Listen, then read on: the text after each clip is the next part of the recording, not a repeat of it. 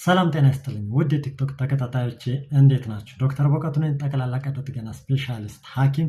ዛሬ እየላችሁ የመጣሁት የሐሞት ጠጠርን በተመለከተ አጫጭር የግንዛቤ ማስጨበጫ ነው። ለመሆኑ የሐሞት ጠጠር ምንድን ነው? የሐሞት ጠጠር ማለት በሐሞት ቦይ ውስጥ ወይንም በሐሞት ከረጢት ውስጥ የሚፈጠር የጠጠር አይነት ነው።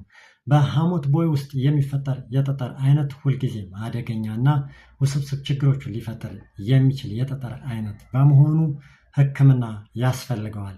ነገር ግን በሐሞት ከረጢት ውስጥ የሚፈጠር የሐሞት ጠጠር ብዙውን ጊዜ ሰዎች ለሌላ ህመም ምርመራ በሚያደርጉበት ጊዜ ሊገኝ ይችላል። ይህም አሲምፕቶማቲክ ወይንም ህመም የሌለው የሐሞት ከረጢት ጠጠር ሲሆን ይህ የጠጠር አይነት በመኖሩ ብቻ ሕክምና አያስፈልገውም። እንዲሁ ዝም ብሎ መኖር ይችላል።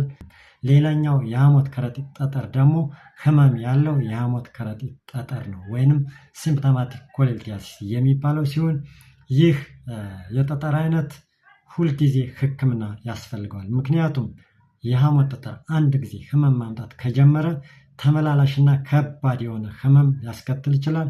ሌላኛው ደግሞ ሌላ ውስብስብ ነገሮችን ወይንም ኮምፕሊኬሽንስ ሊያመጣ ይችላል። እነዚህም የሐሞት ከረጢት ኢንፌክሽን፣ የሐሞት ከረጢት መበስበስ ወይም ደግሞ አንዳንድ ጊዜ የሐሞት ጠጠር ከሐሞት ከረጢት ውስጥ ወጥቶ ወደ ሐሞት ቦይ ውስጥ መግባትና ከበድ ያሉ የጤና ችግሮችን ሊያስከትል ስለሚችል ህመም ማምጣት የጀመረ የሐሞት ጠጠር በኦፕሬሽን መወገድ ይኖርበታል ማለት ነው።